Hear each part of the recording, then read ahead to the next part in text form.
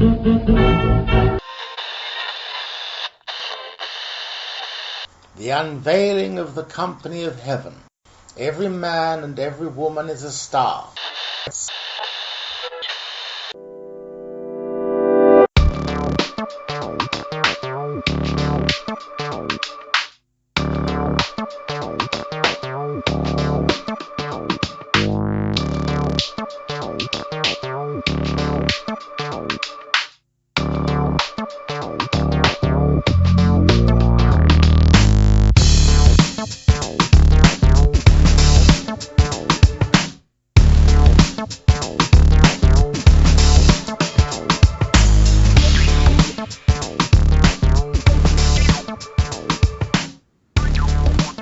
Hello, everyone. Welcome again to the Free Routes Media Podcast. I am Eric Scott Picard, joined as ever by Patrick Ryan. And today we're gonna talk again to our old friend Dan DeLion. Dan is an herbalist, our resident herbal expert, and the creator of Return to Nature, which we'll talk a little bit about later, and you can get a hold of them. But our special focus tonight is going to be on Lyme disease. Dan's been doing a lot of research in this area in his capacity, and I don't know. I think it's going to be an interesting show. This is a subject that really a lot of people have a lot of misconceptions about, misinformation. It's an odd, shadowy thing, Lyme disease. So, Dan, welcome to the show again. Thanks, friends. Thanks for having me on again. Yeah, it's always a pleasure to have you on, always. Great to hear. So, all right, I guess let's start out. First of all, like, what made you decide to kind of research Lyme? I know you've been seeing a lot of it in your area, right? Mm-hmm.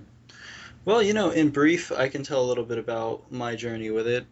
Basically, I went to Tom Brown's tracker school in the Pine Barrens of New Jersey when I was really getting into kind of survival skills and foraging. And I had a strong calling as an herbalist to sort of become a pandemic herbalist of sorts. Like, okay, what if antibiotics fail?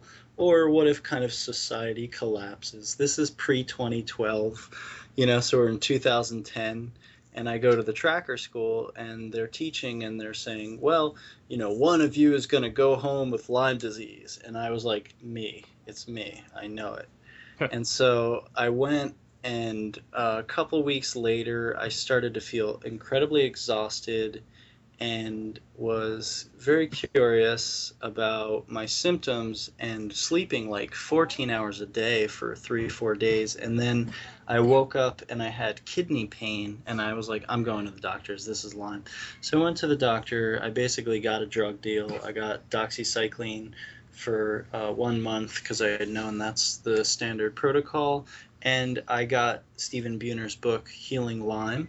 And from there, I began to read that book and work with myself and start taking the herbs along with the doxycycline, and really went through about 2 months of that. And then it came back, and suddenly I had neurological issues, and I was brain foggy. I was sleeping again. That was about 6 months later. So then I started hitting exclusively Stephen Buhner's protocol. And then about the next year or two, I went blueberry picking, the first time really going gung-ho with blueberry foraging. And if you all are familiar with the New Jersey Pine Barrens, probably one of the highest levels of deer ticks on the planet. And I went home, and about 3 in the morning, I found the seed ticks all over my legs. And that was really exciting because I couldn't pick them off. And then I'm reading, well, I'll go in the shower. Can I submerge them and kill them? And I'm reading 3-4 in the morning. It's telling me, oh, well, we've done studies and we've put ticks underwater for months, and they come out and they're just fine, and all this wonderful stuff. So it really led me into researching Buhner's book and then breaking out from there. And then learning everything I can about ticks now, many years later, because I'm a forager and herbalist in New Jersey, and in order to go find plants or look for mushrooms or go out in the woods, there are always ticks, and I have to be incredibly diligent. So that's a little bit. Now, are you when you originally got Lyme? What would you compare the symptoms to? Like, was it comparable to maybe getting the flu? Yeah, so generally it's the idea of a flu without a lot of heat. The idea with that is that, well, if it's in the summer, you don't usually get a flu. If it's in the spring, you don't usually get a flu. If it's the winter, it's a little harder. So generally, if you get a flu out of nowhere that lasts for about 3 to 5 days and then goes away, that is a very important signifier of Lyme. Also with that is chronic headaches or traveling symptoms, which we'll get more into as we explore. There's a whole symptom checklist that we'll get into. So that was my presentation, and part of the conflict and the issue is that there's so many different ways that Lyme and its co-infections are presenting these days, that it's really hard to figure out if we have Lyme or not. Now, would you say you're cured from Lyme now, or is it just something you're still sort of struggling with, or something that your immune system's sort of keeping at bay? You know, it's funny because the C word, cure, is actually something I avoid on purpose, and it's like the only place I agree with the FDA about, because part of their function is to be like, wait, really be careful with that C word. So in the Lyme community, we have a group on one side which is saying it's not curable, you're just going to treat symptoms for the rest of your life. The other side is saying, no, it's curable. I've cured it with garlic, or I've cured it with, oxygen, or I've cured it with jumping up and down, all these different ideas. But that's part of the disconnect between, well, what do you mean by cure? And so for me, cure means I take a blood test, I get accurate test results, I do something, I get more test results, and it shows that it's completely out of the system. That's what I would consider curing. Sure. The problem is with the testing, that's where we can't even get accurate testing. So that's part of the issue. So I wouldn't suggest that I cure Lyme disease, because also that's actually illegal. The FDA could come down on anybody who would suggest that they say that. But remediation of symptoms is incredibly easy, and a lot of people potentially who are saying that they're curing Lyme disease could very likely be remediating symptoms. So we have that spectrum. Yeah, it's the big word. I mean, the idea, it's also like, is there a cure for cancer? As if everything isn't a factor, It's like the idea that you were one day going to find some Amazon plant that if you give it to everyone who has cancer, the cancer will go away. And that's kind of a foolish mentality of thinking, because what actually is a factor is diet, lifestyle, mood, mentality, relaxation, stress. Everything is a holistic perspective, pattern. Sure. But something like, let's say, other bacterial infections, like let's say pneumonia, you could pretty much take an antibiotic and eradicate that strain of bacteria. Yes. Whereas with Lyme, from what I've read and from what I've heard, it just seems like there's a particular window that if you don't take care of it, within that period of time, it could go what they call chronic Lyme, and apparently chronic Lyme is what's being debated with the CDC. Yes. Could you sort of shed some light on what that's all about? Sure. And let me just kind of start with some factors, and we'll get into that, because I'd really like to give people some more just primary information on ticks, habitat, things like that. I think the number one thing I'd like to start with, if it's okay with you both, is actually what to do if we're going in the woods, or what to do about, checking these kind of things. So how's that sound? Yeah, sure. Cool. So I just want to mention to everybody who's listening or will listen, there are many species which contain some sort of tick-borne illness. There's a problem between, Lyme disease is no longer really Lyme disease. There's a complex of issues all falling under the umbrella Lyme disease. So often we hear of tick-borne illnesses, and this is generally what we're going to refer to. There are tick-borne illnesses. Within ticks, there are three stages of ticks. There's a larva, which is the size of a pepper flake. Those are very hard to find. A nymph, which is a little bigger than a pepper flake, and an adult, which we're usually familiar with. So all tick species have those three stages, and they require only one feeding to get to the next stage. So it's very important. Of the adults, there's often color variation. So, for example, a deer tick has the red butt. The female has the red butt. The male does not. Right. So, primarily people are like, oh, deer ticks, wow, deer. Oh God, I have deer in my area. That's an incredible oversimplification. Deer ticks do carry Lyme disease. The Lone Star tick also carries Rocky Mountain spotted fever. The American and brown dog ticks are also known to carry Rocky Mountain spotted fever. You hear a lot of times and on a lot of very prominent websites that even the dog ticks are not harmless, but apparently they've also been tested and found. Different co-infections is another word which you'll hear. Tick-borne illnesses or Lyme and co-infections, those are kind of synonyms. As far as habitat, I think it's really important that when people are going out and they're going into areas, they need to know how to check. So the first thing is to understand where ticks even live. And they attach basically to tall grasses. They don't ever drop out of the sky. So sometimes people think that they get in their hair because they jumped out of a tree. If they get in your hair, it's because they've crawled all the way up your knees or ankles and gotten to your head, right? So defense is incredibly breached, right? Think about it like that. So generally they'll attach to grasses. They put all their arms out. If you're careful, you could actually find these things, and they're just standing there waiting for something to come, and as soon as something brushes against them, they just jump onto it. So generally you're dealing with your feet to your thighs, and if you can all become hyper aware of your feet to your thighs, this is important. So what I do, instead of like go home and check, I'm constantly looking at my ankles, my thighs. I don't wear socks. I barely wear shoes. I wear shorts so that my ankles and the hair on my legs, a very important factor for parasites, are completely sensing all the time the potential of a tick on me, and that's incredibly important. So there's some really important tick charts, so everybody get familiar. There's tickencounter.org, which is a really good tick identification chart, so it's really important to see their size and everything like that.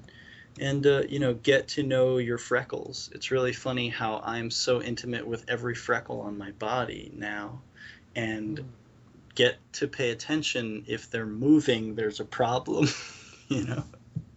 moving freckles.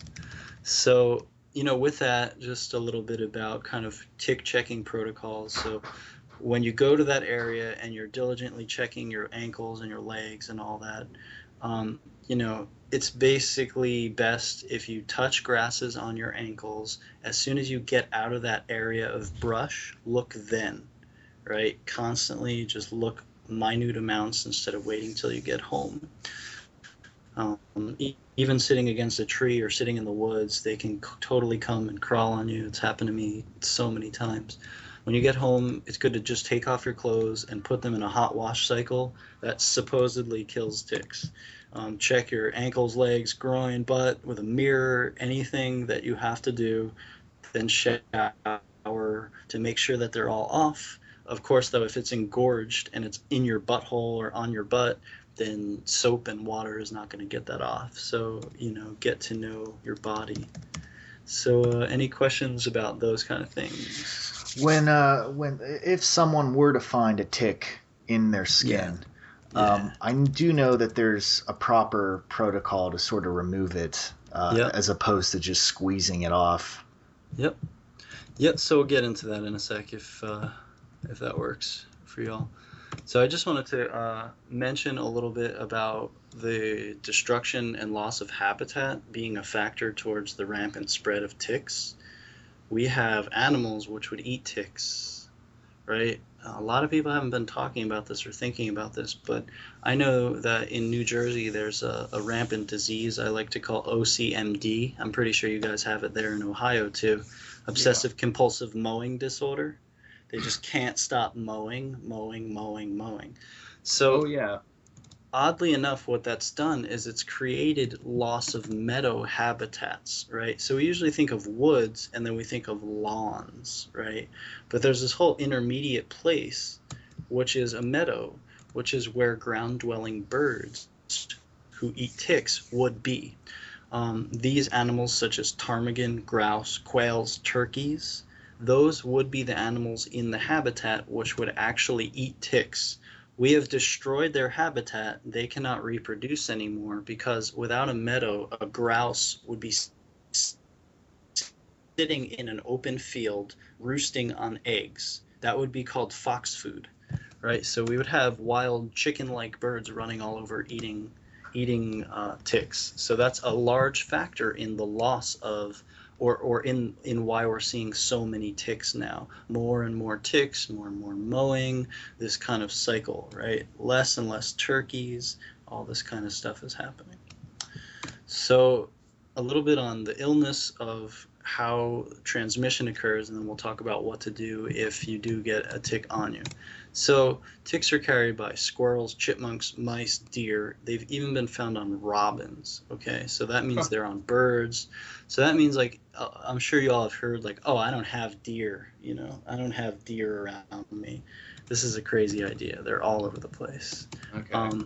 It's said that the Lone Star tick can walk looking for blood meal, so it's hunting. It walks 20 or 30 feet to find an animal, including a person.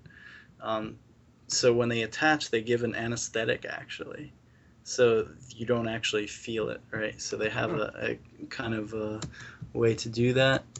And as far as how long does it require, this is a big debate. How long? Usually, if you go to a doctor and you say, hey, I got bit by a tick, and they say, well, how long was it in? You say, I don't know, maybe an hour. They say, oh, well, no problem, because 24 to 36 hours is what's needed in order to transmit Lyme. You guys have heard that, right? Certainly. Yeah. This is a big continued loop that we keep hearing. Well, there's been one study they've done that actually transmission has been documented in an hour or less. So a lot of those assumptions that are said over and over, that is due to one study, right? And that study was based on research that was done exclusively with ticks on mice, not deer, not humans, nothing like that. There's one study that they keep going towards. And this is often what happens when you go into medical research. It's like a company, a corporation sponsors one bit of research. The research is not very thorough, and they hold that up and they make a whole paradigm based on this little tidbit. So that's basically what we have as well, right? The tick that you find may not be the one that bites you, right? Or that's jumped off on you. So some people say, oh, I don't get ticks on me. It's like, does that mean you don't see the ticks on you? Right? So, yeah.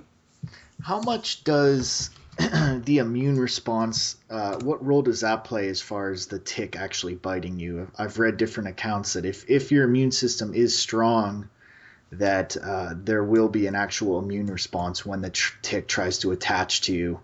Yes, and this is a huge issue. However, the tick will bite you even if your immune system is Superman. The question is then you have a better and faster response, right? Immunity response. However, the thing is, it could be that since Lyme and all these co-infections are together, anything I hear like that, I think, well, would I say that about AIDS? Do you know what I mean? Like, so AIDS is something which is incredibly powerful, and why doesn't the immune system kill the AIDS, right? So we have the same question with how much can the immune system actually deal with Lyme and its co-infections. And this is something, when I talk to doctors, they look at me cross-eyed. And in the non-doctor community, there's not really enough information, although with protocols, which we'll get into, we'll start to understand that there's a lot that can be done to keep your immune function firing very strong. However, it's really a question of like, why can't the immune system itself just heal everything? You know, why do we get sick then? And that's a really difficult question to make black and white. I mean, obviously we're not eating crazy amounts of medicinal weird foods anymore. Is that a factor? You know, all kinds of factors are in there. So we've got some fun factoids for anybody who wants to get creeped out. In studies, they've found 15 to 20 ticks on one mouse at any one time. Huh. On deer, they found hundreds of ticks at one time. These ticks are found everywhere in the Northeast and every state, and about 50 to 60% of ticks carry Lyme or co-infections. All counties in the state of Massachusetts are endemic. From New York north, all states are now known to be endemic for Lyme co-infections. So this is like a huge issue and just getting worse, and we're just in the crux of it. So 50%, a study in the University of New Hampshire showed that 50% of the ticks that they tested carried Lyme, 20 or 30% carried co-infections. Over 50 to 70% of the ticks carried co-infections. So all over. So we'll get into tick removal. So when you have a tick, first thing to do is get it off of you before it bites you. If it bites you, it's very important to realize that if you grab it with your fingers, you squeeze its abdomen. Well, what if a giant hand came and squeezed your abdomen? What would you do? Anybody? So what if I took like a huge force and I just smushed your abdomen? What would happen? Probably every inside would be excreted through some bodily orifice. Yes, and it happens to be bit into your bodily orifice. And so when you grab a tick by the abdomen, what can often happen is it will vomit the contents into your body. Whoops. So it's very important to remove it by the mouth, right? So you pull it right by the mouth with tweezers. Very important. I mean, I've pulled it off with a knife or something where I'll put the edge of the knife up to it and put my finger on the other side and dig my fingernail and make like a kind of wedge. It's very important that you don't leave the mouth inside. It's very important that you don't squeeze it and just pull it out. Or people say twist it. People say pull it the other way. People say cover it with Vaseline. None of that stuff is sensible or works. You want to make it as clean as possible. Just pull it the way it came out. Cover its mouth, right? If you tweeze it by the mouth and pull it out, then it can't inject anything into you. So it may be actually that the reason that people are getting infections is largely due to how they're removing the ticks, right? So very important. So once you get the tick bite and you remove the tick, what you want to do is take something like an essential oil of lavender or something, and you can add a little fat into that because essential oils will evaporate very easily. But if you take essential oil or oregano and you add it in a little bit of coconut oil and you spread that around maybe an inch in diameter around that bite, and you want to do that pretty much for 3 days straight. Right. Along with that, it's recommended to take about 3,000 milligrams of astragalus, a very important herb that has very important effects with Lyme, and that for 7 days to all season. Anything other than that could also be helpful. So often I'm telling people take oregano, olive leaf tincture for maybe 7 to 12 days. Plus, you can get into, the Buhner formula, cat's claw.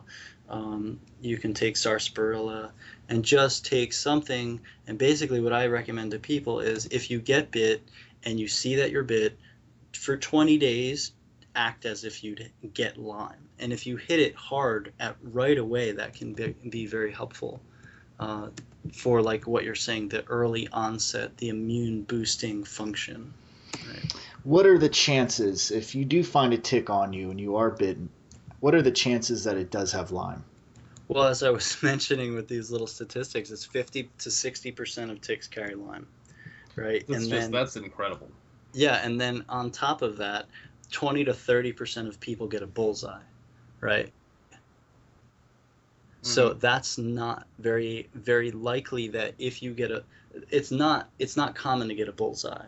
You can get Lyme or co-infections without getting a bullseye, right? So it's probably quite, I don't know that specific statistic, but it's looking like if that many ticks have Lyme, and if it's very hard to see a bullseye rash, then it's probably getting to 50%. I would assume. Wow. That's absolutely ridiculous. Yeah, we need some grouse and ptarmigan. Well, here's another question. You were saying how so many of these, they're found on so many of these mammals out in nature. How does Lyme affect other mammals besides humans? Yeah, how does it affect the wildlife? Yeah, so one of the great things is that backyard chickens love to eat ticks, right? So then I start asking the question, well, do chickens get Lyme? And what happens when you eat that? And guess what? There's not a bit of research about that. Huh. So these are the kind of questions which I am starting to ask that are really dead ends. So do deer get Lyme? Do they have symptoms? What's going on there? There's really not much research in that world, but there should be.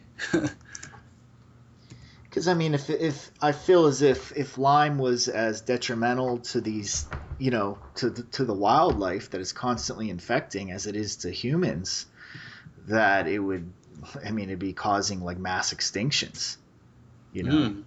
Well, everything has its biological function, my friend.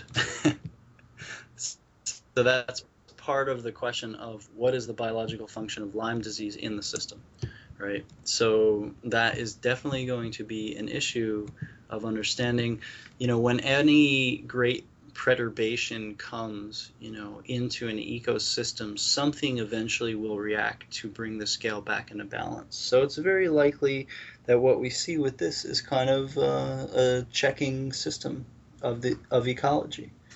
Right? It's like, it's not going to be the droughts, it's not going to be tsunamis, it's not going to be a meteor, it's going to be ticks. Whoops.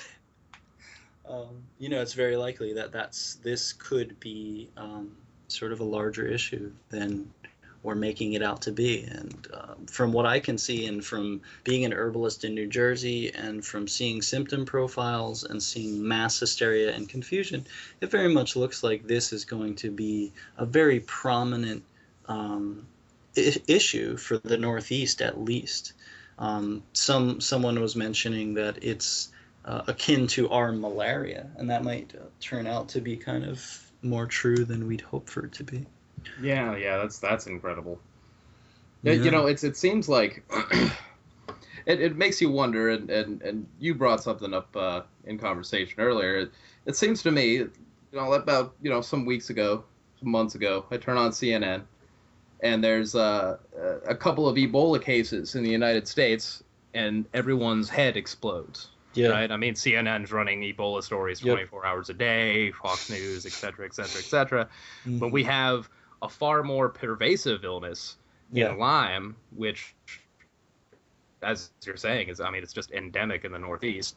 Like, why is it that the health community and the media isn't paying more attention to that? Because it seems more important to me. Yeah, well, this is always, part of that is just to exoticize everything, to fear the thing that's farther away, or to want the thing that's farther away. Is definitely, so that started with salt and sugar trading, so we've always been on that sort of exoticism, kind of looking to so far away for everything. So out of that, right, so according to the American Lyme Disease Foundation, worldwide there are 850 tick species, and out of that, 30 major tick-borne diseases. The U.S. alone has 82 species of ticks, collectively causing approximately 10 major diseases. So now 11 with this Powassan, if you've seen that.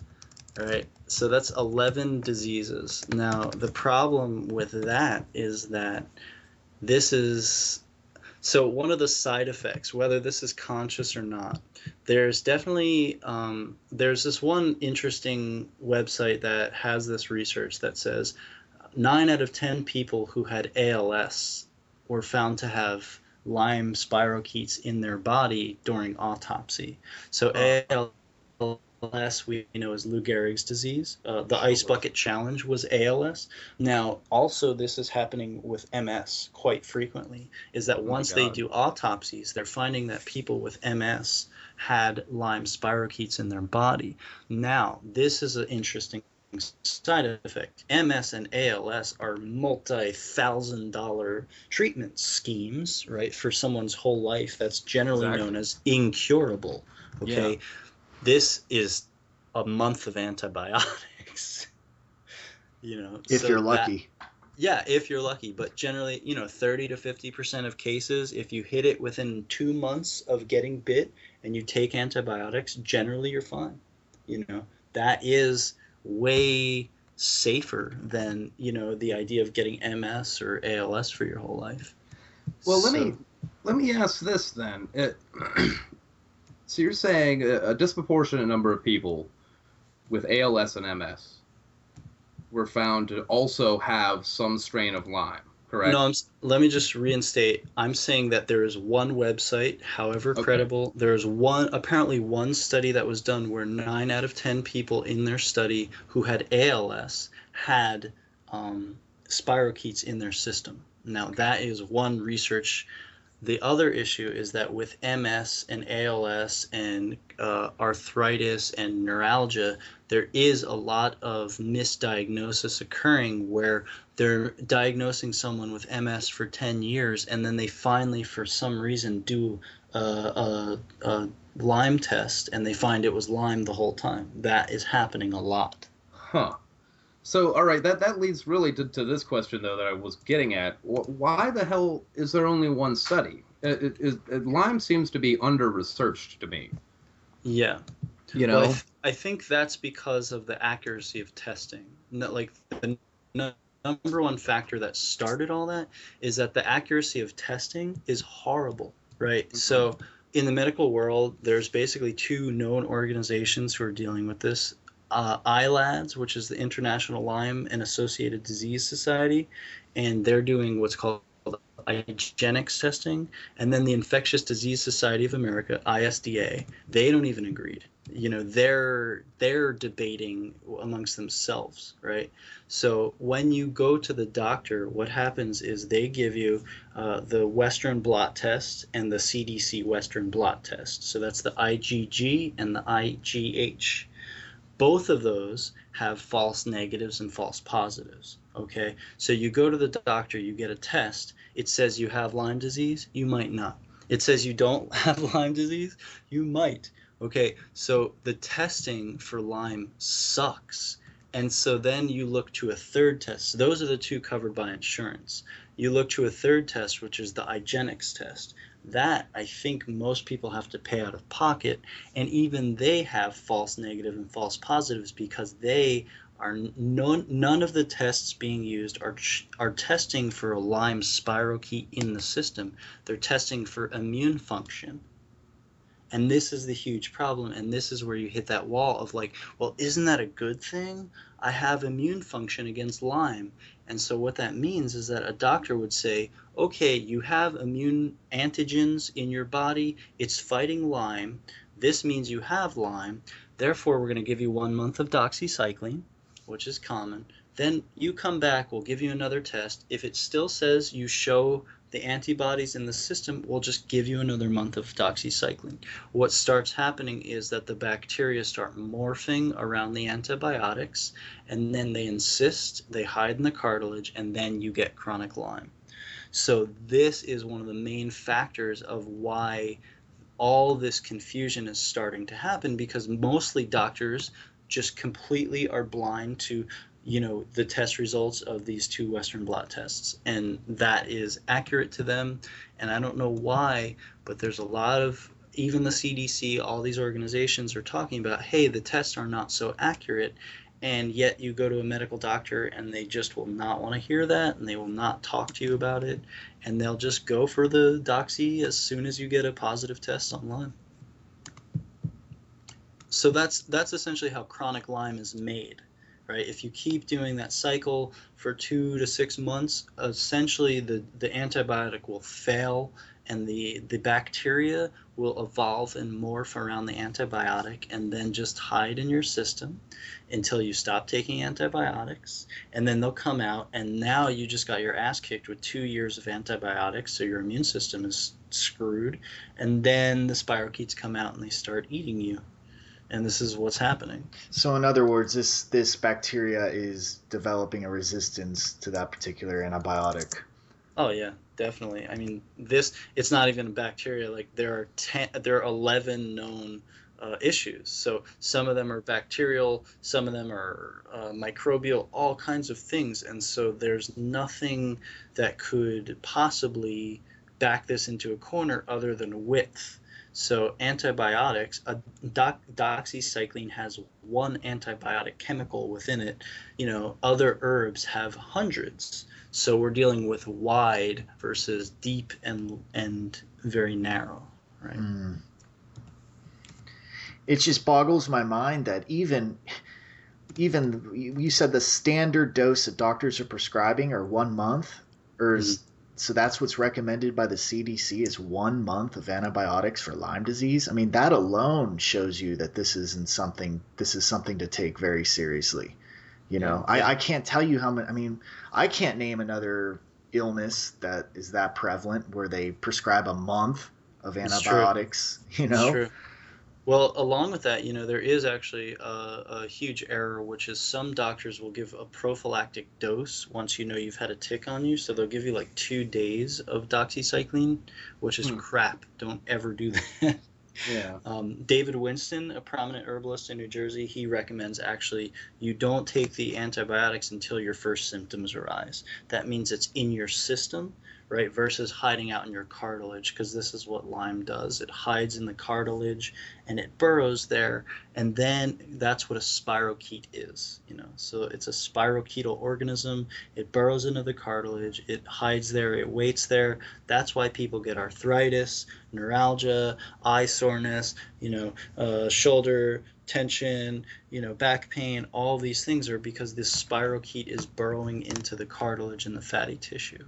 And it's very easy to mistakenly just push it deeper into the system and keep cycling the system into a defensive mechanism where the bacteria are just saying, hey, let's wait till that stuff leaves.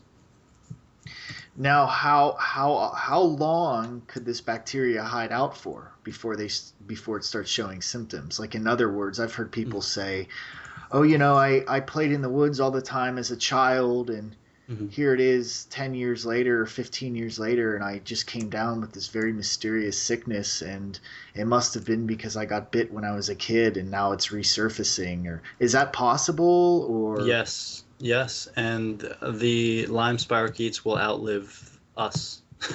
That's the issue. So, along with that is the factor of a lot of people who already possibly have MS or possibly have ALS or possibly have, all these different diseases, which are inflammatory issues, could very well be linked to Lyme disease, right? So that's the possibility, is that, ticks are everywhere. So I would suspect that in New Jersey, how many percentage of people have Lyme and don't think they have Lyme, and just think they have some back pain, or think they have, and they think what they're experiencing is aging or is normal, So it's very likely that we're dealing with 70% of all New Jerseyans or something. Like, we don't know at this point, and not enough is being looked into. Yeah, I remember hearing about how there was a paper done, or a study done in, I think it was like the 20s or 30s. It was a while ago on MS, and the study concluded that a lot of what you were saying, autopsies showed that people with MS had bacteria similar to, I believe it was syphilis, which is spirochetal organisms. Yeah. And that was back in the 20s and 30s. that they sort of suspected there might be a viral or bacterial basis for autoimmune disorders. That's incredible if that ends up being true. I mean, that's completely crazy. So there is just some sort of side website that I'm looking at. I mean, it's not legitimate, but there are claims all deceased MS patients' brains harbored living Lyme spirochetes. This is totally possible. We're totally possibly overlooking Lyme into all these micro diagnoses because they're, either trying to make an industry out of it or just completely stupid. Which, it's not unlikely that they're just completely stupid. I think those things are equally likely. Yeah. Because it seems like for the majority of things, one of those two things is true, or both. At this rate, it's totally possible. Yeah. So, you have these false negative, false positives. So herbalists and doctors are in agreement that testing is not accurate. Most doctors who know what's going on, anybody who considers himself a Lyme literate doctor knows that the testing is really not great. So generally what herbalists do and what we're doing more and more of is Lyme symptom checklists. So anybody out there who's listening, there's a lot of different symptom checklists, and you can go through them and you can check off your symptoms and you can start to understand what your symptom profile, and of course, the first week you'll become a hypochondriac. Then after that, you'll start to settle out and you'll start to understand what is going on in your system. Very important. There's one called the Burrascano Lyme symptom checklist. That's what I use in my consultations. It's very helpful. Just 2 or 3 pages on, the different Lyme symptoms as it can present itself. Now, as far as symptomology goes, Lyme definitely has a wide spectrum from what I've researched. But what would you say are like the top 5 that you most encounter? So what's very likely is that where you get bit determines what your symptom profile is. So if you get bit in your head, possibly, this is just my crazy idea, but it makes so much sense, right? If you get bit in your head, you start to get neurological issues. So brain fog, inability to read, inability to focus, forgetting people's names, all kinds of stuff like that. That's a huge issue. Neural Lyme, there's all kinds of stuff about that. Goes into your central nervous system, goes into the spine, goes into the brain, causes inflammation of the brain swelling, all that's there. Another thing is shoulder, neck pain, back pain, right? So that looks like, chronic traveling inflammation, popping joints, creakiness. Suddenly you're sleeping, you wake up and you feel like you were sleeping on rocks all night, things like that. Knees also have an issue. Generally, inflammation that travels is a huge thing with Lyme. So those are basically the 2 major ways that things present, either in like upstairs, just complete fog, or throughout the whole body, traveling pain symptoms. Also, something really important with that is inflammation and stagnation of the lymphatic system. So that's a huge factor of treatment with herbalists, is looking at the lymphatic system, because your immune system is killing the spirochetes, etc., and then dumping it into the lymph system, and you need to detoxify those pathways continually as you treat Lyme. Okay. So as far as symptoms go, in other words, focus on areas where there's cartilage, since that's the food for Lyme. Right. Essentially, that's their harboring, probably breeding grounds. So, but then you have like flu-like symptoms, which are in spring and summer, is weird. We usually don't get a flu in the summer. So things like that is also a factor. Okay. And do the flu-like symptoms, do those persist into chronic Lyme, or are those more like an immune response? Well, it depends on what you do to treat it, so it can very well just stay there. You could then just go into, you can die, there's a web, you can see it on YouTube. Let me see if I know the name of that. There's a documentary on Lyme, and let me see if I can pull up the name.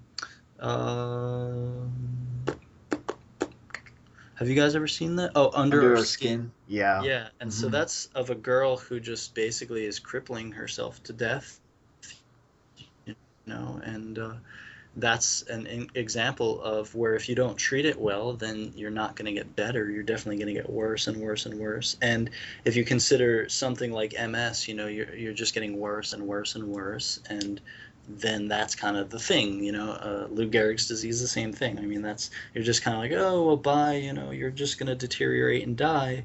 Like we're just mediating your symptoms, and that's really all they offer to people.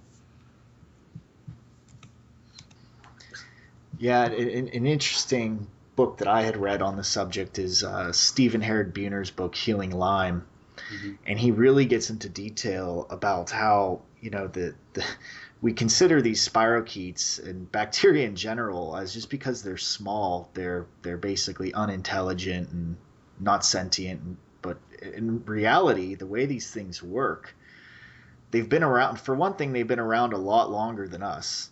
Yeah. And secondly, it's like if you really look at their mechanisms, especially Lyme disease, Lyme seems to be very unique in this matter. Their their sentience and intelligence is absolutely staggering. Yeah.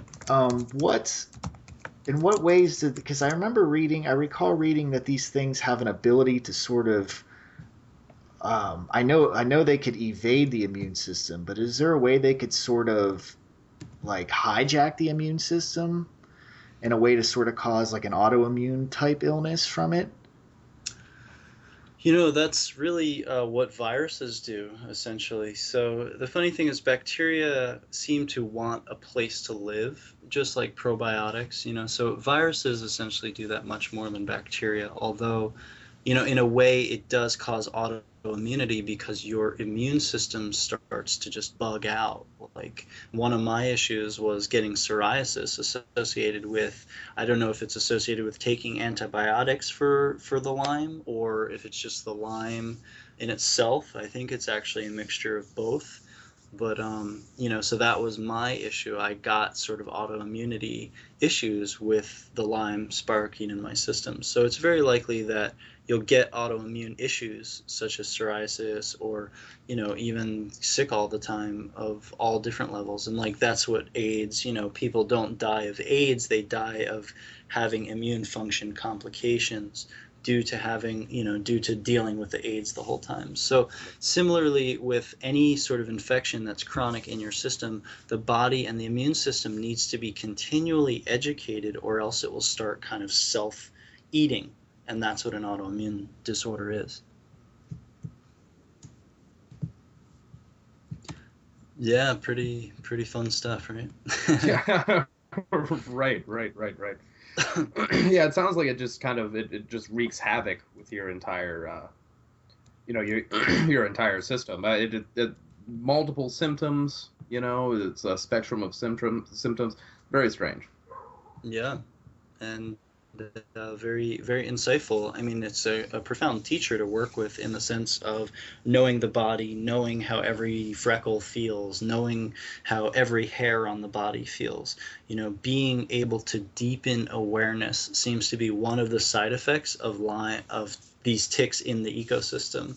It's as if nature is saying, wake up way more than you are. You know, if you're going to walk, pay attention, walk carefully.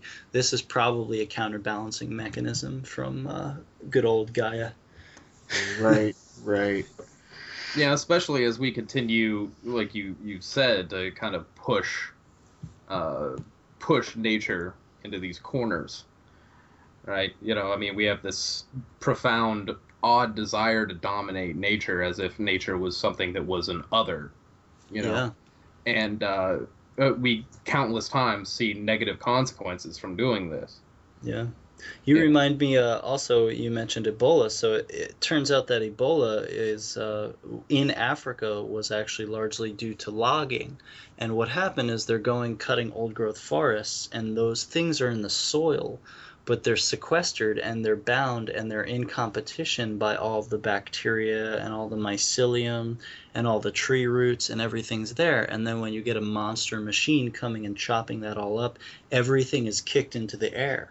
So that's, again, like, these are really unintelligent side effects of doing very stupid things. Right, right, right. At the cost of all of us, you know. Yeah, it's certainly a consequence, to our detriment. Yeah, but I think that is actually where the biological system is creating, like, bad choices equal culling. You know, like, no animal is allowed to be able to make bad choices. You know, like, deer can't go skydiving because if they don't get enough food, they'll starve to death. So then, by the ability for us to vary our behaviors to the degree that we do, gives the Gaian system the ability to take advantage of those foolish actions. So clear cutting a forest, really releases all these kind of biological warfares upon the humans who are cutting the forest. Well, Right. who wouldn't benefit from that? Like, what other organism on the planet would not benefit from less humans in the ecosystem? So, it's kind of like we're barking up a tree that we don't understand. Yeah. Yeah, it's certainly a truth that whenever the natural world is out of balance, it's such a complex system, it immediately tries to bring itself back into balance. Definitely. Yeah, so we do all these extreme actions that upset that, and we're seeing the pushback. Yes, and everything is just responding and responding and responding and responding, and we're in 6 billion years of response, so everything is incredibly stacked. We have a permaculture idea, right? Stacked functions. Everything in the ecosystem is incredibly stacked, everything is so reliant on everything else. So in the ecosystem, for example, Ebola, right, was always sequestered and cornered, and so it was part of the ecosystem, but it was not out of balance.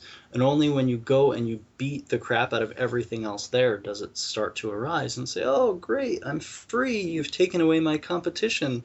So this is something we don't think about usually. Sure. Or we are, but perhaps loggers, or perhaps, people who have greed in their minds need a little fun in their lives in the form of, rampant diseases. It makes me wonder, Right. Lyme in particular, how indigenous medicine dealt with the issue. Because I'm sure it was around then also. Yeah, it's a huge question, and it's something that I've really been looking into. We basically, all we have on record from there, and that's where some of the original kind of research on Lyme came in, is that syphilis was around during native time.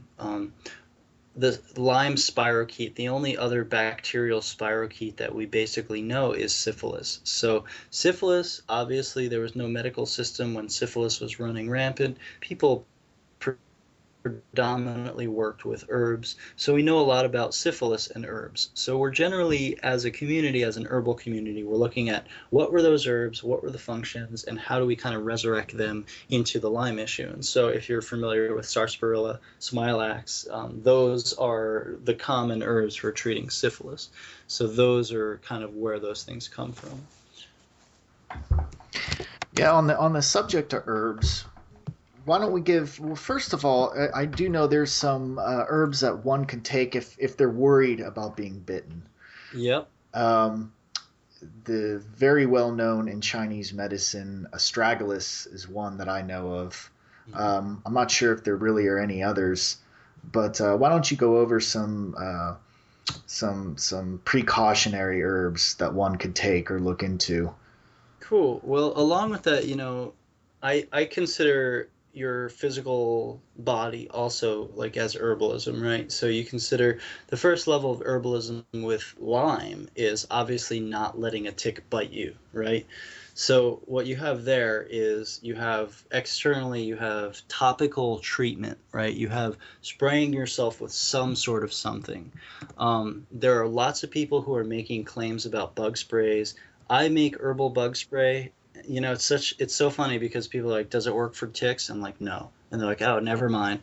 But a lot of people are making claims that their bug sprays are working against ticks. However, when I ask them if they do a simple experiment, which is grab a tick, put it on your leg, spray your spray, and see how long that lasts. So when I've done that, essential oil sprays with almond oil and way more essential oils than anyone would sell to anyone else. Do you see what I mean? Like dumping the essential oils in teaspoons and teaspoons of essential oils. It lasts about 2 minutes, right? So that means I would have to reapply essential oil sprays every 2 minutes. Now, that's not to say don't use them, and I recommend making yourself a good herbal bug spray, but don't treat that as an end-all be-all. It's not going to help more than maybe 10 to 30%, so awareness is key.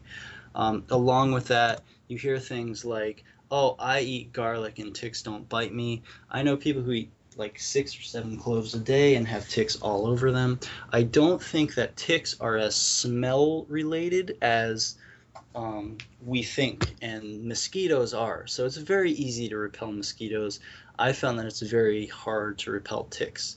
So then, Stephen Buhner has this thing about, and I've asked him, is it that the astragalus is a preventative in the fact that ticks will not bite you, or is it a factor that astragalus is preventative against tick infections? And I think it's more about tick infections. So you'll still get bit, you just won't get the infection in your system. So taking astragalus, for a 140-pound person, approximately 1,000 to 3,000 milligrams is what he is suggesting. And that is a really good way to just take an herb all year against onset of issues.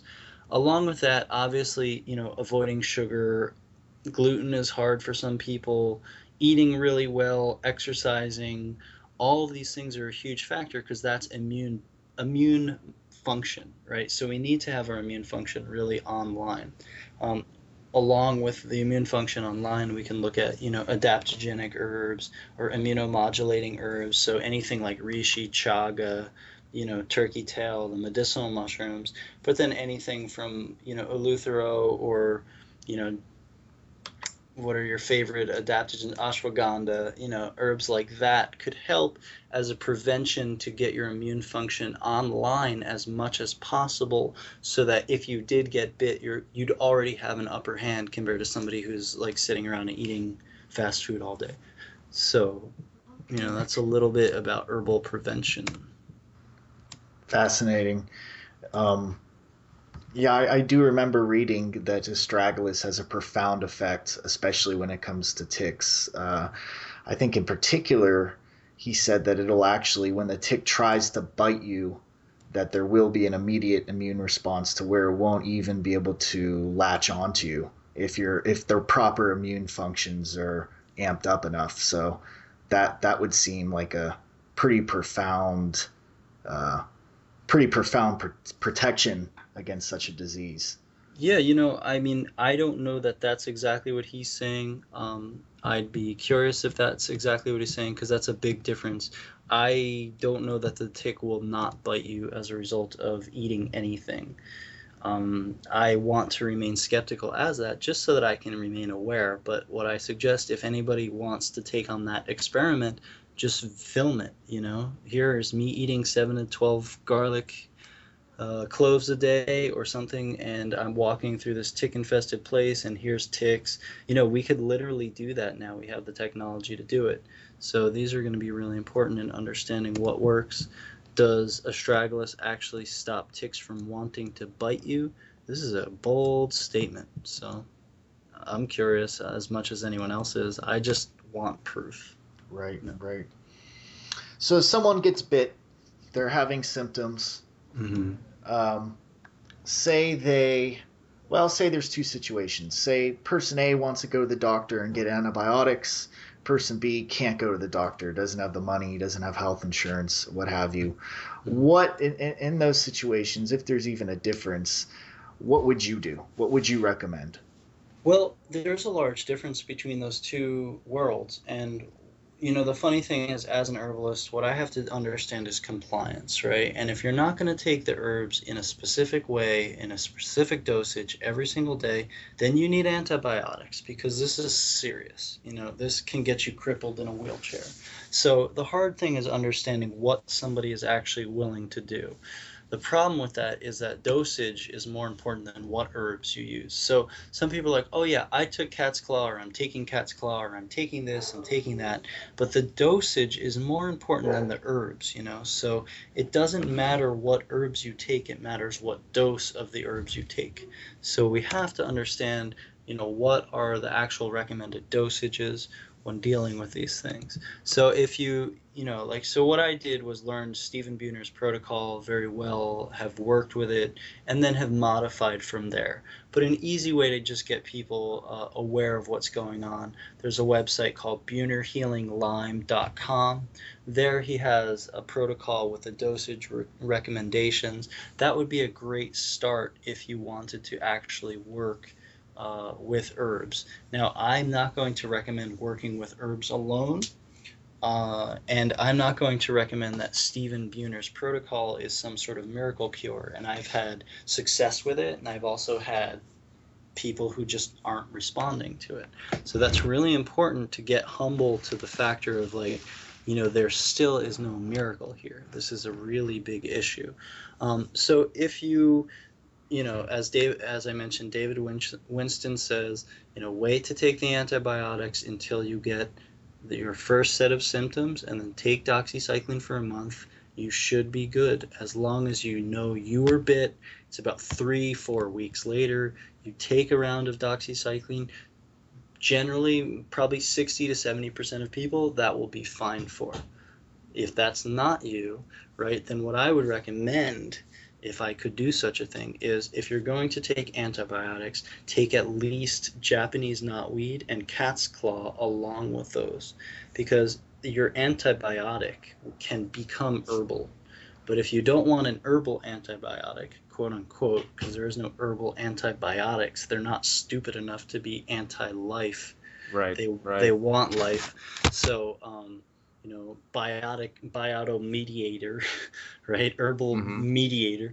So basically, if we look at that, that's kind of a protocol, right? You have the antibiotic, then you have Japanese knotweed, which is helping reduce inflammation as well as push and drive the antibiotic even into the fatty tissue and cartilage, right? And then cat's claw is helping to just modulate the immune system. So that could be someone's work. Now, if you wanted to step off of that antibiotic, then you want to look at, sarsaparilla. You want to look at, I like olive leaf, although it's not really talked about very much.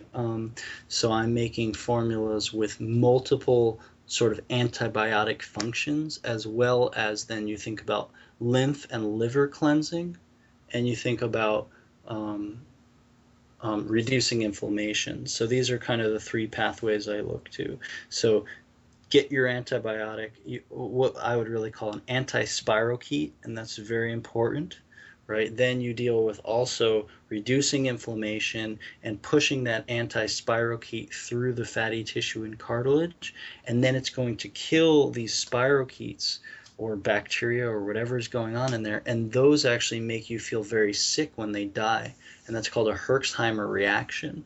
So the Japanese knotweed is very good for helping herxing be reduced. So instead of feeling like crap when you heal from Lyme, it really helps to detoxify that. So then other lymphatic and liver herbs also will help to push that out of the system. And so that's basically a basic understanding of a protocol. And of course, then dosage is everything, and dosage is required to know weight. So this is not an issue where, first time people should just be like, oh, cool, I'll take a little bit of this, I'll take a little bit of that. Because if you don't hit the right dosage for herbs, and this is what an herbalist would watch, you could run the risk of actually the bacteria becoming modulated by your herbal formula, and then back to the drawing board, If someone were just doing a purely herbal protocol, just straight out of the gate, without going the traditional antibiotic path, how long before someone starts to get a significant reduction in symptoms, or at least begins to realize that the herbs are doing something? Yeah, so if you are taking the right herbs in the right dosage, what you'll see is a reduction of symptoms by 7 days. In a month, you'll feel great. In 2 months, you'll actually feel like you don't have any Lyme. And then the problem is generally people will stop. And that's actually what I did the first time. And then what you realize is there's a difference between reducing symptoms and actually getting that out of your system entirely.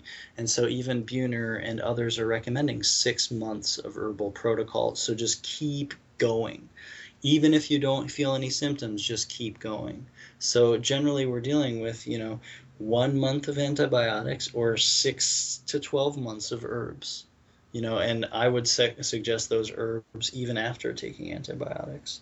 So generally 6 months, which can get expensive unless you don't go for, like we were saying, the Cemento and all these crazy products. But if you're getting at least herbal powders, I think is really good. So everybody can get bulk herbal powders, and then you just put a little bit in water or juice and chug it down. Of course, dosage is very important. Yeah. Fascinating. It's fascinating how something like this, which is really seems to be flying under the radar of the the orthodox institutions that monitor diseases. Mm-hmm. It's funny how something like this, where there is a fairly, I'd say that's a fairly successful form of treatment, the herbal protocol, if you're able to really bring down symptoms and basically bring resolution through herbs in that manner. It's funny how something like this could really be the big wake up call, towards a sort of herbal medicinal paradigm that everyone's sort of been trying to wake people up to. Well, part of why I feel like I'm dedicating my life to this is because that is very likely, and I want to be on the front line of that happening. And I think that's very, very likely that we could see a failure of antibiotics against Lyme, and yet we could see tremendous success with the right herbal protocols, which eventually would start to become more and more undeniable. I mean, antibiotics are failing the planet. We're finished. Yeah. They're a corpse. They'll last about 10 more years, 20 more years, and eventually every bacteria is going to be morphed around antibiotics. Obviously, there's so many statistics coming out of the medical industry about, the number one cause of secondary infections. If you want a secondary infection, go get surgery. It's becoming more and more prominent that you go into the hospital and you'll come out with a secondary infection that is not covered by insurance, mind you. And of course, why is that? Well, look at the Purell hand sanitizer. Look at how they spray the whole place with bleach. They're killing the culture. They're killing all the bacteria that actually keeps all that in check. It's the sterilization always creates more terrorists. Carpet bombing always creates more terrorists. That's right. What we're going to have to wake up out of. Right. I mean, that's exactly true. The the over prescription of antibiotics is insane, and the fact that it's just antibiotics just coat everything that we have now. Like you said, the Purell hand sanitizer. I mean, that stuff that stuff frightens me. Mm-hmm. It's this whole urge to sanitize, and commodify and purify, whatever that means, our natural environment. Yeah, I think it has to do, I think underlying that is also the idea of how you hear a lot in the holistic world, like everybody has parasites in candida, like we're also doing that in there, like, oh, you're sick because you have candida and parasites, and that might be true, although I think underlying that is the feeling that we're impure, that we are vile, that we're sinners. We're still living under that kind of world of like, you're dirty inside and you need to be cleaned, so drink bleach. And so we're kind of doing this weird sterilization process from the fear of germs, the fear of the boogie people. And of course, the funny thing is germs are a mythology. They're just an idea. There's no such thing as germs. So we're killing germs, which never existed at all. I mean, the best way to kill germs is, well, first of all, there are no germs, right? The best way to kill viruses and bacteria is to allow the strong things to grow as a result of that. And this is what we're seeing in gut health, and we're seeing, probiotics and kimchi, the rise of kimchi. And so what we might need to do in the medical system is just go in there and, like, remember Ghostbusters with those proton packs? I think we're going to need kimchi packs, and we're just going to have to coat the walls with kimchi in there. Yeah. Yeah, I mean, you see it, though. You see that tide turning, though, in that regard. People are, doing all sorts of crazy things to replenish their gut microbiome. Everything from eating probiotics to eating more yogurt to, like you said, kimchi. I've even heard of wacky things like fecal transplantation having profound effects on people's immune systems and chronic illnesses. So it definitely seems like an entirely new paradigm is opening up on that front. And it really is exciting to see. Yeah. And if you don't want fecal transplants, just eat some dirt. Oh, there you go. There's all the probiotics are in the soil. That's where they come from. They're bacteria. They're yucky. They're cooties. There are no cooties. Let's get over it already. So that we don't have the failure of antibiotics. But it's probably too late for that because, every chicken, every cow is just fed rounds of antibiotics. So that is the medical system of animals. If you think about it, like, that's our medical approach to animal rearing, right? Is they give them consistent antibiotics. I mean, even in, like, here, the river, right, the trout that should be there are no longer in the rivers. So they grow these trout. They grow, like, I forget, there are different species of trout from, like, somewhere else in Europe, right? Because they're more resistant to the crap that we've put in the water. And so they give them antibiotics before they release them into the waterways. So that's every fish there shitting out antibiotics into the waterways. So that's really not smart either. So we have this obsession with just, sterilization. It's like, a next level purification psychosis that we have to deal with as a culture. Right. It's like a mass form of obsessive compulsive, where we think everything's contaminated with something and we need to constantly, draw dividing lines between us and the other. Yeah. In quotation marks. Yep.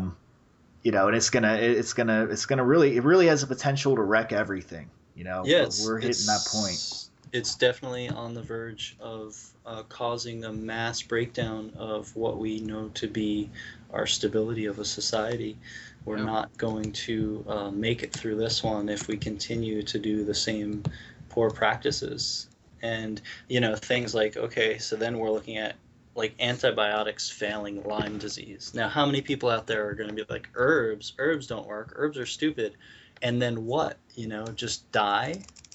Yeah, and that's actually odd because biologically that would actually give all these new age hippies a weird advantage that resistance causes less diversity, So it's like those who would be resistant would have less likely chance of making it, which is odd. Right. Right. I mean, that we've sort of seen that, right? I mean, what did they call it? The 1918 flu.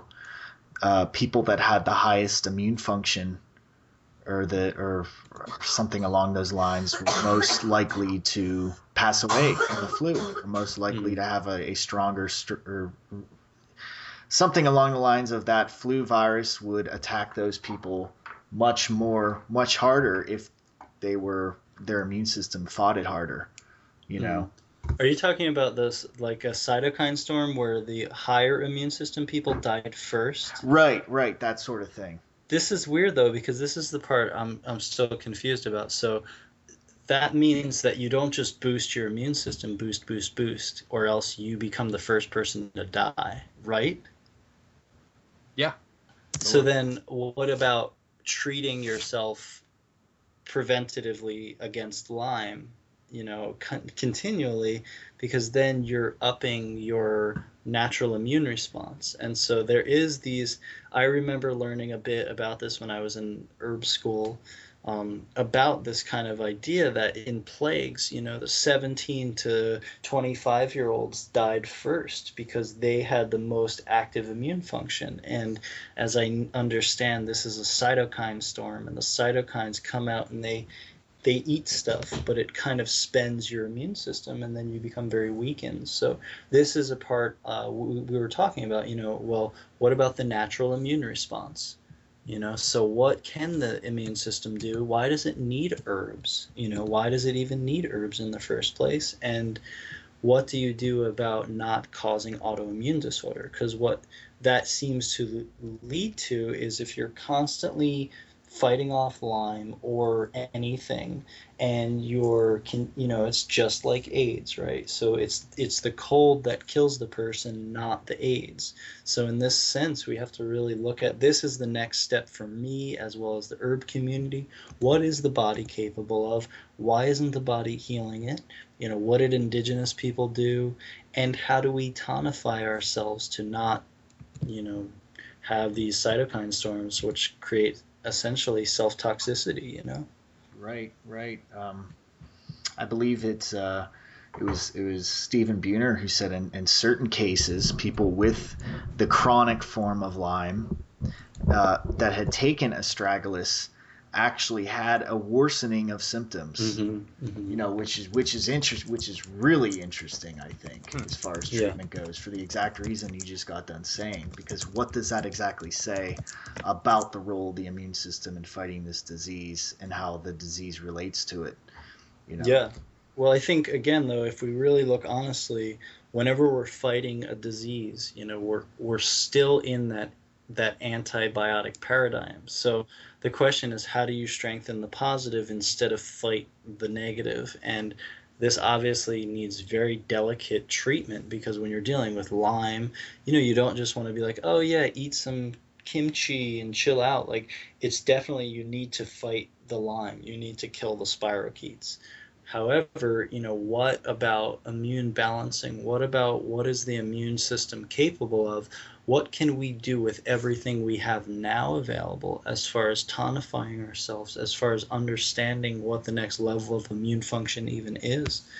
Because we have, capacities that now are, around for the first time on the planet. You could eat goji berries and have a smoothie and take 45 pounds of ashwagandha that some, all these poor people in the world are providing us. So we have this weird capitalist kind of market in front of our faces, and yet obviously ecologically, environmentally, that's not so good. But in the meantime, we have to understand, well, what is good and what is necessary, and how do we tonify our immune systems, and what is good food, and what is the balance of food, and all these questions. Right. I mean, it seems like, as with a lot of things, the key is to kind of be in touch with your own body and be in touch with your diet. Be aware of the things that you eat, the things you put into your body. Be aware of how your body reacts in certain situations. Again, finding that kind of natural balance is probably the best way to protect yourself. Between killing the enemy and then strengthening the beneficiaries. Yeah, absolutely. Yeah. And that's how the natural world functions. Yeah, right. That's what we see. Like, outside of the human paradigm, we do see that, whatever it is, poison ivy and a tree, are they competing or are they beneficial? And the answer almost is sort of both. And we have to see both sides. And maybe our previous paradigm has only been seeing, no, they're just competing. It's just competing. And yet maybe the opposite side, has more truth to it, and we need to find the balance within those things. There is a symbiotic relationship in the competition, right? Exactly. It's not just trying to kill the enemy. It's also The gazelle strengthens the lion, which strengthens the gazelle, which strengthens the lion. And so even if the individual is eaten, the lion has gotten a sufficient amount of exercise, which it will give genetically to its predecessor, and those animals will continue to evolve as a result. Yeah, yeah. That's something I've thought about in different contexts as well. I mean, when you look at capitalism, for example, I mean, I strongly believe in the idea of competition, right? But in the capitalist model, it's focused completely on the destruction of everything else, right? This pure kind of idea, like Platonic idea of competition. Whereas, I mean, competition should be mutually beneficial to everyone, right? Everyone should get something out of the competition and the struggle, Um, and that's how early societies functioned, and that's how nature functions. It just seems like a more rational way of approaching the world. Mm-hmm. Yeah, well, it's we're either gonna get that. This is kind of the final hour. We're either gonna get that or we're not. And this is gonna determine a lot about what happens in the next 20 or 30 years. Along with that is like the idea of parasitism. So Lyme is a parasite. Ticks are parasites, and biologically, think about native people living in shelters that were made out of leaves and trees. So Mm-hmm. is there even the potential to not live with mice? Is there even the potential to not have lice? Is there even the potential to not have ticks crawling all over you? What's missing here?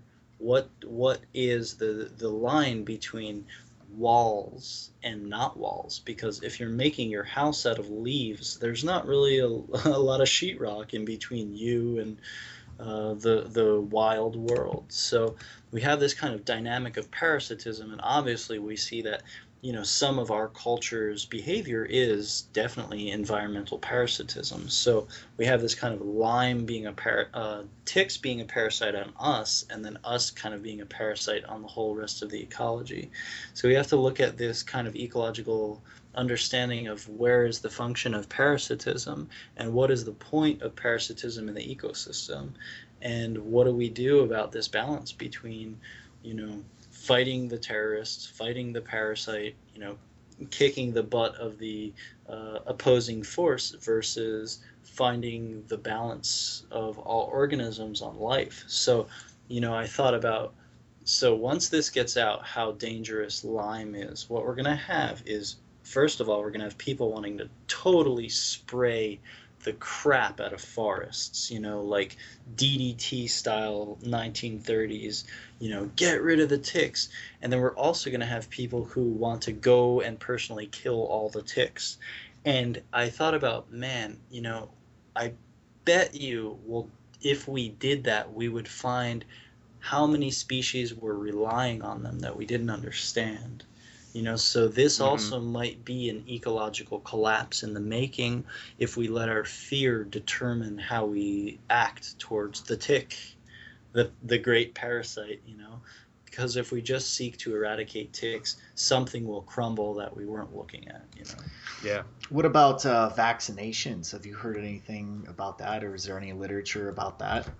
Well, we can't have this conversation until we could finally have the conversation of what about the immunocytes? Why are they just testing immune function? And if they're testing immune function, that means I'm creating antigens. That means I'm creating resistance. So that means me living in New Jersey getting bit up with ticks, I'm actually a vaccination. I have something in my blood that is actually developing natural immunity, natural vaccination against ticks. Mm-hmm. No, so this is where I get crooked looks, but I'm pretty sure that that's exactly how it works. I mean, anything you're exposed to over time, you develop antigens, your lymphatic system develops the ability to fight against something. So I'm training myself with herbs to deal with these infections, and perhaps I have many of them inside of me now, and I don't know if I heal them entirely and curing exists, or if I mediate those symptoms my whole life and never feel a problem as a result of it. But one way or another, my own immune function as a result of this training and incorporating herbs into it is definitely developing antibodies against these things. So that would be where vaccinations come from antibodies. Not being talked about, not being done, But if I had my druthers, I would get all these herbalists together to understand this phenomena, like natural immunity, what's happening with the antibodies and the antigens, how far can the lymphatic system take it if you train it to analyze the DNA of things and spit out immune function, because that's what it's meant to do. Yeah, very, very. Well, Dan, we're just about out of time here. Is there anything else you wanted to go over? Well, I think there's just the question of, what is the ecological function of Lyme? Why is it here? What is it teaching us? It's definitely bringing us towards a deeper level of awareness. It might be creating a herbal revolution where, the failure of the medical system on this one issue will actually tip the scales towards understanding that, what we all know, herbalism is not just a bunch of bull crap, right? Right. We need to bring back the meadows. We need to really understand what the immune function can do.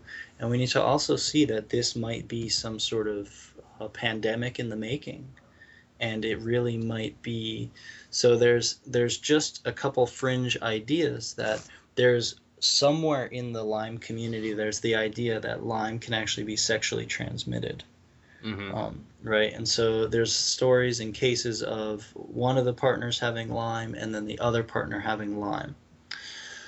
So what we're looking at is actually the potential of an ecological, mutually sexually transmitted disease. And if that was so, we'd be pretty screwed. So if we can do the research and understand that that's not the case, that would all make us sleep better.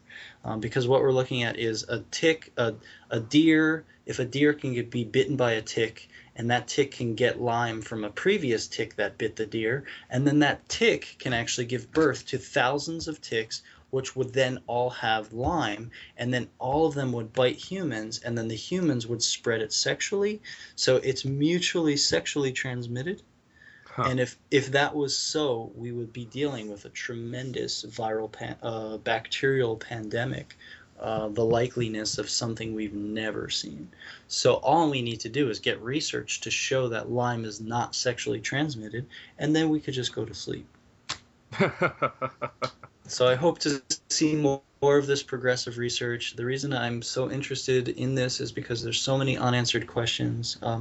If anybody's listening and they want to email me, my email is dan@returntonature.us. I'm doing informational consultations with Lyme, so if you need some help or if you have any questions, feel free to ask.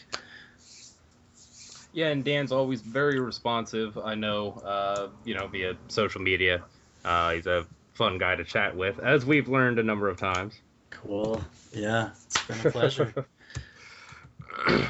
So that's Return to Nature. Follow Dan, get a hold of him. Dan, it was, fun as always. Awesome. Yeah, it's great talking with you guys, and I really appreciate it, and be in touch anytime. Yeah, absolutely. I mean, I'm sure we'll have you on again soon. Cool. If anybody hears this, Brooklyn next week. I'm teaching classes always, so check out my website is returntonature.us. Lots of classes coming up, and be in touch. All right. Dandelion, everybody. I am Eric Scott Picard. He is Patrick Ryan. And you have been listening to the Free Radical Media Podcast. Remember, you can like and follow us via Facebook, Twitter, and check out our website, freeradicalmedia.com/wordpress.com. Thanks, everybody, for listening. Until next time.